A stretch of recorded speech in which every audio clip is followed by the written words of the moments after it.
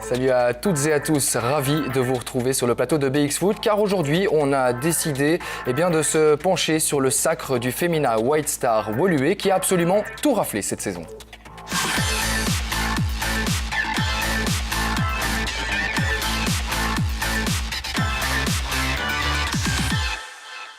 Et pour nous parler de cette razzia au sein du football féminin, j'ai le plaisir d'accueillir dans notre studio deux joueuses de la première provinciale du White Star Femina, Camille Bernier et Raquel Orozco Montalvo. Mesdemoiselles, bonjour, bienvenue sur notre plateau.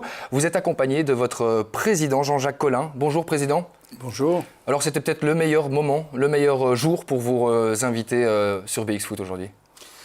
Certainement, évidemment, puisque nous remportons finalement les 4 titres dans nos championnats respectifs, que ce soit dans les équipes provinciales et nationales depuis samedi dernier. Donc, Oui, j'allais justement rebondir parce qu'on a retiré une presse pour vous. La Capitale a écrit ça ce matin et évoque une saison historique de la part du Femina White Star Woluwe. Alors justement, racontez-nous un petit peu comment s'est déroulée cette saison hors du commun, on peut le dire. Oui, disons que je pense que peu de clubs peuvent se prévaloir d'une situation telle. Disons que nous avions les cartes en main en matière d'effectifs depuis le début de la saison, mais les championnats se sont construits au fur et à mesure que nous avancions, avec comme objectif, un des objectifs principaux était notamment de faire monter l'équipe de première provinciale au niveau national, ce que nous tentions de faire depuis de nombreuses années, et cette fois-ci nous y sommes arrivés. Justement, on a 2 joueuses de la première provinciale qui vont monter alors en deuxième division, c'est comme ça qu'on l'appelle, même si c'est le 3e échelon dans le football féminin. Félicitations mesdemoiselles. Votre sentiment, vous, sur la saison de votre club de manière générale et peut-être après de votre équipe aussi? Raquel? Moi, du club en général, je suis très contente. Ça fait 15 ans que je suis dans ce club et de voir toutes les équipes championnes et de voir mon équipe monter en D2, ça me fait vraiment plaisir. Camille, un petit mot sur la saison de votre équipe ou de votre club?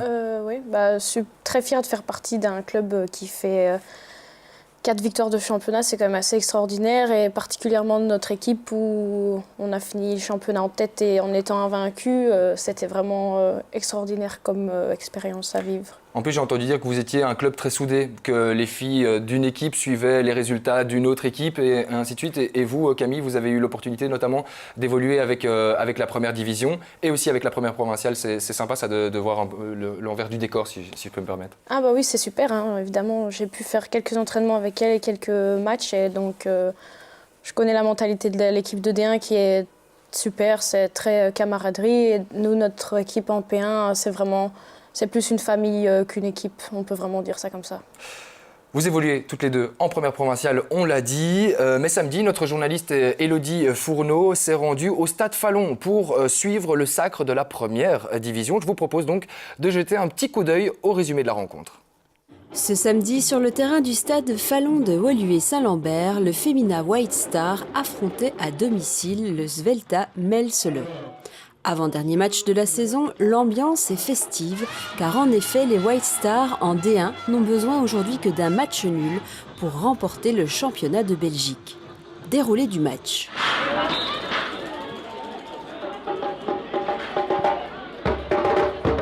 Rien n'est gagné d'avance, surtout avec la pression d'une première place en championnat. La concentration est donc de mise sur le terrain.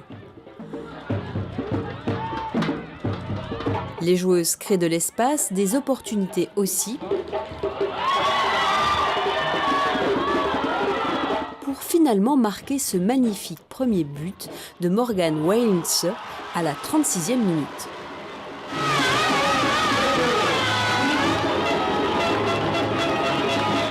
Bel enchaînement et remontée de terrain, de la technique, on ne lâche rien.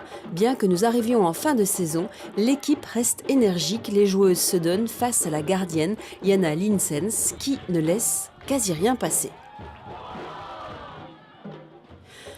De l'autre côté, Willeke Willems, la gardienne des White Stars, qui joue sa dernière saison, a peu d'occasion de défendre les buts.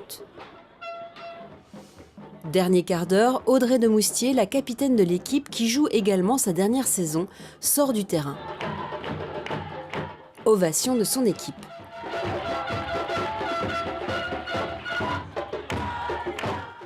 Il ne reste plus que quelques minutes avant la fin du match. C'est à cet instant que le Femina White Star enregistre son deuxième but grâce à ce double coup de Valérie Scheulen, comme pour marquer le point d'orgue de cette magnifique saison pour le club. L'impatience de féliciter les championnes déborde sur le terrain. 2-0, les White Stars sont les nouvelles championnes de Belgique.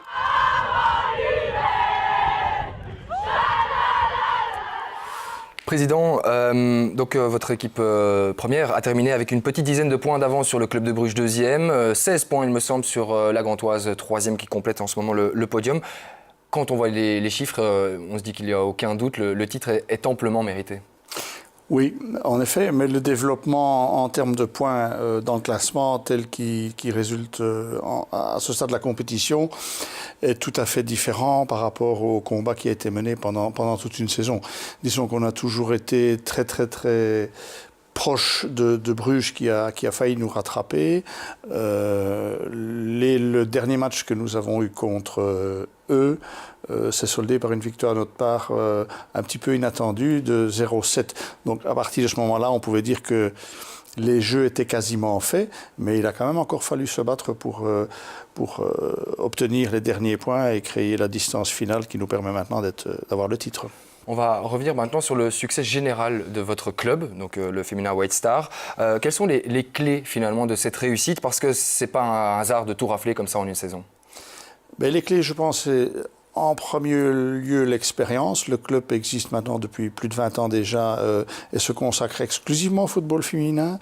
L'autre clé, c'est que nous restons avant tout un club familial. En tout cas, c'est la réputation que nous avons. Les installations qui sont vraiment idéales à la commune de Woluwe-Saint-Lambert au stade Fallon et la coordination technique, les compétences que nous parvenons à réunir au sein de tout notre staff technique et l'enthousiasme évidemment de nos joueuses qui permettent d'arriver à ce résultat final. Je crois qu'un cocktail de tout ça nous a fait aboutir cette saison en particulier à une très belle réussite. Mademoiselle, vous étiez en tribune pour soutenir la première division ? Oui, bien sûr. C'est vous qu'on entendait crier là sur les images. Eh bien, vous n'étiez pas les seuls à faire la fête ce jour-là. Je vous propose d'écouter une de vos supportrices qui avait déjà donné pas mal de sa personne pour encourager son équipe. On l'écoute. Je suis arrivée cette année et je suis très fière de mon club, d'avoir 4 équipes championnes. C'est vraiment un exploit, on a marqué l'histoire et je suis vraiment heureuse de venir enfin dans ce club de club féminin dont je rêve depuis que je suis toute petite. Et ça montre vraiment la beauté du foot féminin et l'ambiance qu'il y a. Et, voilà, c'est parfait. Voilà, elles ont donné de la voix, je ne m'y trompais pas. Président, la prochaine étape, c'est quoi? C'est la montée en Super League? Parce qu'on rappelle à nos téléspectateurs que la première division, finalement, c'est le deuxième échelon et la Super League, c'est la véritable première division. Si on peut l'appeler comme ça. Donc la Super League, en effet, qui compte un nombre très réduit d'équipes, qui pour la plupart sont des équipes qui se situent au niveau de la Pro League de clubs masculins. Donc il y a des conditions d'accès qui sont particulièrement difficiles pour un club amateur à atteindre. Donc, justement, qu'est-ce qui coince, par exemple? Ce qui coince, ce sont certaines exigences pour l'obtention d'une licence qui nous permettrait d'accéder à ce niveau-là. Donc des exigences en termes de nombre d'entraînements, 3 entraînements minimum par semaine. Toutes les joueuses ne sont pas prêtes à pouvoir être libres autant de fois chaque semaine. Des matchs qui ont lieu également durant la semaine, donc difficulté de se libérer. Et puis question évidemment quand même de budget. Ces clubs qui dépendent d'un club masculin de Pro League reçoivent un subside de la Pro League dont nous ne pourrions pas dans les conditions actuelles bénéficier. Donc c'est un blocage quand même assez substantiel. Et j'ai cru comprendre en plus de ça qu'il y a certains clubs bruxellois qui appartiennent à la 3e division amateur qui reçoivent en plus de ça plus de subsides que vous. Est-ce que c'est vrai ou est-ce que je me trompe? Oui, mais ça c'est lié au système de répartition des subsides dans la région de Bruxelles-Capitale qui à la base a été construit uniquement pour les équipes masculines. Mais est-ce que ça peut changer ça? Je veux dire dans votre sens, est-ce que ça peut aller dans votre sens à l'avenir? C'est en train de changer. Je pense que ça évolue très bien parce que la région Bruxelles-Capitale a compris qu'on ne pouvait pas mettre les clubs féminins comme le nôtre qui n'a pas d'effectifs en garçons de côté. Donc nous bénéficions quand même Bien sûr. d'un beau subside et nous sommes très très bien soutenus à ce niveau-là. Et alors une réponse peut-être définitive, Super League ou pas Super League? Joker. Vous avez jusque quand pour donner votre réponse? La demande de licence doit être introduite demain soir, Donc au plus tard. on sera mis au courant déjà demain soir, a priori. Ouais, probablement. Ben, je pense que oui. Hein. La décision devrait être prise en tout cas. Vous, ça vous intéresserait de voir votre club évoluer en Super League ou vous êtes bien à ces échelons-là, pardon? Joker également, non. c'est ça que vous allez me répondre? Non, c'est toujours intéressant. Après, c'est vrai que la Super League, elles sont très peu dans leur championnat, donc il faudrait un peu renflouer ce championnat-là pour qu'il devienne un peu attractif. Très attractif. Bien sûr. Ouais. Bien sûr. Place maintenant à la gardienne emblématique du club, Willeke Willems, qui a décidé de mettre un terme à sa carrière de joueuse et de sortir par la grande porte. L'équipe qu'on avait, l'atmosphère qu'il y avait, c'était vraiment génial cette saison. Tous les joueuses, tout le staff, c'était parfait, J'avais un sentiment au début de saison, on va jouer champion, c'était sûr, 100%. Cette saison était top, pas de blessures, des belles matchs, belles performances. La saison prochaine sera c'est impossible d'être plus encore la saison prochaine. Donc, alors, décision de l'arrêter maintenant au sommet. Camille et Raquel, on l'a vu, des places se libèrent dans l'équipe première. Alors est-ce que ça vous intéresserait peut-être d'évoluer, de monter de grade? On va commencer par Raquel.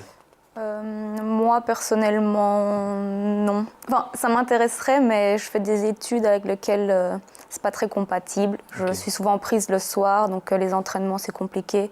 Et les week-ends aussi. Il faut que ça reste un plaisir donc, et pas une moi, une ça va charge. rester un plaisir. Et je vais continuer à jouer au foot, au féminin White Star, mais peut-être pas au top niveau. Camille, votre avis là-dessus? Moi, mon objectif au niveau du foot, c'est de pouvoir arriver à jouer au plus haut niveau possible personnel. Donc, on verra bien ce qui se passe. Donc, vous espérez peut-être un jour arriver à ce niveau-là de manière, en tout cas pas temporaire, justement permanente? Peut-être, enfin, je l'espère un jour. Président, on l'a vu, quand on perd des joueuses comme ça, il faut évidemment rééquilibrer l'effectif la saison prochaine. Ce sera un peu l'enjeu, ça, du mercato estival? Certainement, mais disons qu'on a quand même dans le club une grande stabilité en ce qui concerne les noyaux de joueuses. En particulier pour l'équipe de première nationale, nous avons quelqu'un qui prendra la succession, qui était notre seconde gardienne cette saison-ci. Donc je pense que la plupart des joueuses vont rester avec nous. Je ne me fais pas trop de soucis. Pour l'instant, en tout cas. Vous recrutez finalement plus dans votre propre club plutôt qu'à les voir ailleurs? Il est parfois indispensable d'aller voir ailleurs. Ce n'est pas toujours possible de prendre des joueuses des échelons inférieurs chez nous. Le niveau n'est pas toujours là. Il faut le temps avec l'âge, etc. Nous avons une excellente équipe de jeunes. Parfois, il faut de la patience et alors on doit aller voir ailleurs. Mais ce n'est pas le sport préféré du club d'aller piller les équipes des adversaires, en tout cas. On l'a dit, la capitaine du féminin White Star, Audrey Demoustier, tire elle aussi sa révérence et ça nous a donc semblé logique de lui tendre notre micro. Des propos toujours recueillis par Élodie Fourneau. Ouais, je suis un peu émue, voilà, parce que ça fait depuis l'âge de 6 ans que je joue au foot. Et voilà, c'est un moment privilégié, voilà. Alors je m'arrête parce qu'il y a de l'âge, voilà, et que mon corps me disait de m'arrêter. Donc voilà, j'ai suivi un petit peu ce que mon corps disait. Et voilà, il y a une saison qui m'attend en tant qu'entraîneur, donc je mets un terme à ma carrière de joueuse. Et voilà, j'en suis fière et très contente de tout ce que j'ai pu faire dans le foot féminin. Et voilà, il y a un nouveau challenge qui m'attend l'année prochaine. Mais écoutez, j'ai vécu différents moments dans ma carrière. J'ai débuté chez les garçons à Bel Espoir où j'ai vécu aussi des moments formidables avec tous les garçons. Et puis je me suis dirigée vers des équipes de filles après parce que je ne pouvais plus jouer avec les garçons. Donc j'ai été à Brennes. Je suis venue ici juste après à Woluwe. Puis je suis partie au Standard où j'ai vécu des moments aussi extraordinaires. Où j'ai pu en tout cas découvrir le sport de haut niveau et le football de haut niveau. J'ai pu vivre la Ligue des Champions. J'ai pu découvrir beaucoup de choses. Il y avait l'équipe nationale aussi où j'ai pu vraiment vivre des moments exceptionnels. Pouvoir jouer pour mon pays, c'était aussi des moments fabuleux et un privilège surtout. Et donc voilà, aujourd'hui, je termine ma saison, je termine ma carrière au Femina et ça me fait vraiment plaisir. Président, vous l'avez dit, vous avez trouvé une solution pour votre gardienne, mais par contre, ce ne sera pas facile de remplacer votre capitaine avec son aura et son charisme. Mais l'aura et le charisme, on va le garder, puisque comme elle l'a indiqué elle-même dans votre reportage, c'est elle qui va devenir la coach principale de notre équipe de D1 l'année prochaine. Avec son expérience, elle pourra trouver les mots pour motiver le groupe. Maintenant, ses qualités de joueuse, évidemment, c'est une autre paire de manches, mais on essayera de combler son départ. Et vous avez confiance en elle en tant que coach? Enfin, j'imagine que oui, hein, mais c'est vrai que c'est un pari risqué. Pas du tout. Ok. S'il y avait eu le moindre doute, je ne l'aurais pas fait. Je crois qu'elle a toutes les qualités pour faire ça. Il est temps qu'elle fasse le pas. Et pour elle, je pense que c'est aussi un tremplin. Que ce soit pour des joueuses, que ce soit pour des entraîneurs, d'une manière générale, on regarde vers le haut. S'il y a possibilité d'évoluer vers le haut, chacun doit le faire. Elle en est capable. On rejoint une toute dernière fois le Stade Fallon, car on a demandé justement à Willems et à Demoustier leurs meilleurs souvenirs, de nous raconter leurs meilleurs souvenirs de la saison 2018-2019. On les écoute. Le meilleur souvenir, à mon avis, pour moi, c'est la victoire à Bruges. 7-0, Bruges était deuxième, elle devait nous bâtir. Mais bon, 7-0 là-bas. Et en plus, j'avais oublié ma carte d'identité avant le match, donc j'ai encore dû courir à une poste police pour demander une attestation de perte. Donc tout l'ensemble de cette journée-là, c'était mon meilleur souvenir. Je crois que un des meilleurs souvenirs que j'ai de cette saison, c'est surtout le match à Bruges, où on fait un match fantastique, ils sont deuxième et on va gagner là-bas avec un score de 6-0. Je crois que c'était un moment fantastique pour toute l'équipe et c'est à partir de ce moment-là qu'on a cru vraiment au titre et qu'on s'est dit qu'on pouvait le faire. Et voilà, c'est des moments comme ça qui sont fabuleux dans une carrière de joueuse. Président, je vous pose à vous maintenant la question. Vous êtes d'accord? Bon, on ne sait pas trop si c'est 6 ou 7-0, mais vous l'avez dit, c'était 7-0, c'est ça le score final? Oui, 0-7. Voilà. Votre meilleur souvenir lors de cette saison? Probablement le même qu'elle. Hein. Je pense que c'était un moment vraiment extraordinaire. Et également le fait de pouvoir participer à la demi-finale de la Coupe de Belgique le lendemain contre l'équipe de Gand, qui nous a permis de nous frotter un petit peu justement au niveau de la Super League. C'est un moment qu'on retient également. Mais c'est le 0-7 à Bruges qui marquera, je pense, la saison pour tout le monde dans le club chez nous. Mesdemoiselles, vous allez donc passer de P1 à la D2. Quelles sont finalement les différences entre ces deux championnats différents? La grande différence qu'il y a, c'est surtout la vitesse de jeu et l'impact physique dans le jeu. Et vous pensez que vous êtes prête à relever ce défi, Raquel? Je pense, oui. Sans hésitation.